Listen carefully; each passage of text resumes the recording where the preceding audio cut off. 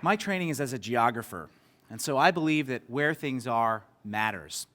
In studying geography, I looked at the intersection between sport and place and identity. And sport can be an important marker of identity. It's a deep well of communal experiences and rituals and iconography that we tap into and perform as a nation, as a city, as a borough, or as a family.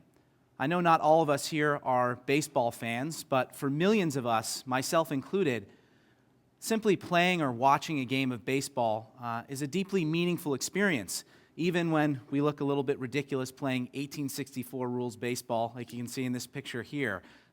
Unfortunately, what's supposed to be the temple of our national pastime is built on a myth, and it's not a very good myth at that.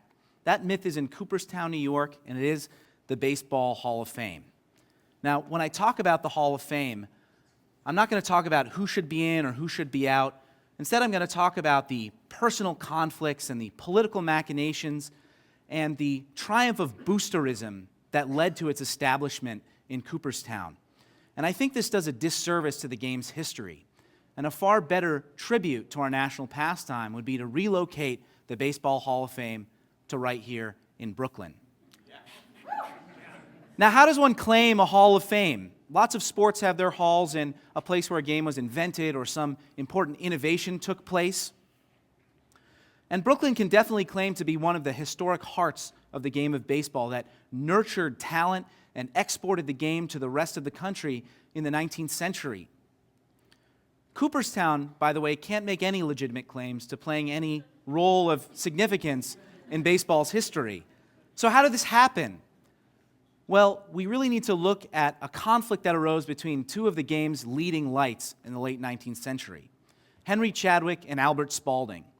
Henry Chadwick was actually born in Britain, but he was raised in Brooklyn, and he became one of the foremost proponents of the game as a writer and a reporter.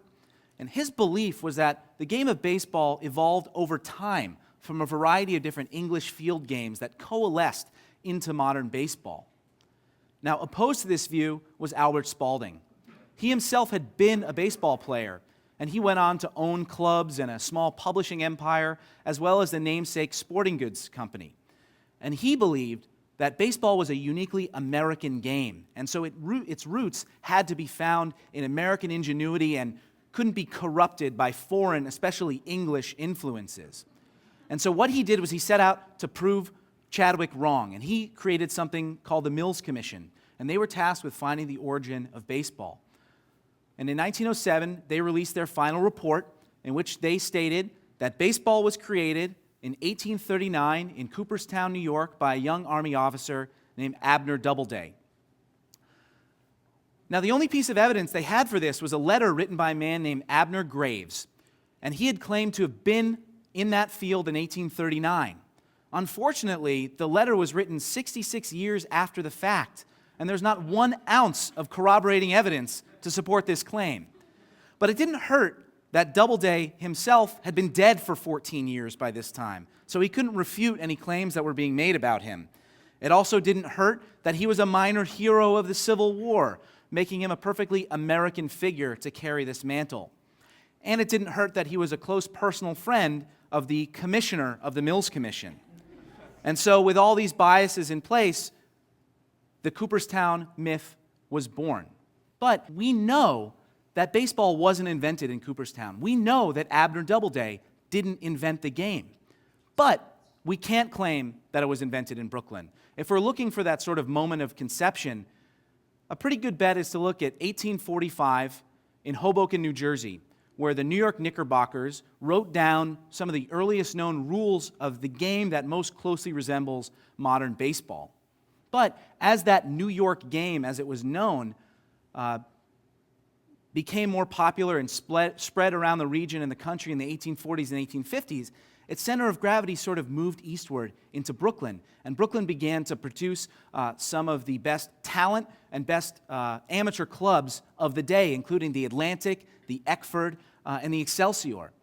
And during this time, Brooklyn became the sort of media capital of baseball, thanks to the work of Henry Chadwick, who wrote almanacs, who perfected the box score, who promoted rule changes, and he also played a significant role in one of the most important games in baseball history. June 14th, 1870, the Cincinnati Red Stockings traveled to Brooklyn to take on the Atlantic at the Capitoline grounds in what's today Bed-Stuy, in front of 9,000 spectators. And this was a hell of a game. After 9 innings, they were still knotted at 5 runs apiece. And usually tie games ended that way, but instead they called in Chadwick to make a ruling, and he decided that the teams should play on. And in that moment, extra inning walk-off baseball was born, and the Atlantic eventually broke the Red Stockings' winning streak. Now, during this time, as professional baseball began to emerge in the late 1860s, many of the Brooklyn amateur clubs were resistant to this change. They didn't want to move into the professional realm, but eventually they came along, and Brooklyn played an important role in that transformation. In 1862, the first enclosed baseball stadium that charged admission to get in was built in Williamsburg, called the Union Grounds. And here we can see an almost unbroken succession of professional baseball played in Brooklyn, starting in the late 1860s through the Dodger era. Now, I've hardly even mentioned the saintly Dodgers, and frankly, I think that breaking the color line in 1947 makes all this moot. Jackie Robinson alone makes the case for the Hall of Fame in Brooklyn. But that aside, an important fact about Brooklyn is that it straddled these two eras, between the flourishing of the amateur game and the explosion of the professional game that resonates to this day. And so we can see those historic clubs that moved into the professional era and then on into the Dodger era following that. But of course, as professional baseball emerged, teams began to move and fold and switch leagues, and money really became the common denominator in baseball in this era. And some of the Brooklyn historic clubs survived, and some of them didn't. But Cooperstown knew how to play this new money game in baseball very, very well. They knew that clubs pitted cities against one another, and they knew how to play that booster game. And so when the major leagues went looking for a Hall of Fame in the 1930s, the enterprising citizens of Cooperstown dusted off that Doubleday myth, and they pulled off one of the greatest coups in the history of small-town boosterism, rivaling Punxsutawney, Pennsylvania, and their weather-predicting rodent, putting to shame every small town in America that had installed a world's largest ball of twine. With all apologies to Cawker City, Kansas, where this picture was taken. So, if we take a step back and reflect on these transformations, Brooklyn definitely has a legitimate claim to playing an important role in the historic development of the game of baseball. But we have to admit that maybe the game of modern baseball has left us behind.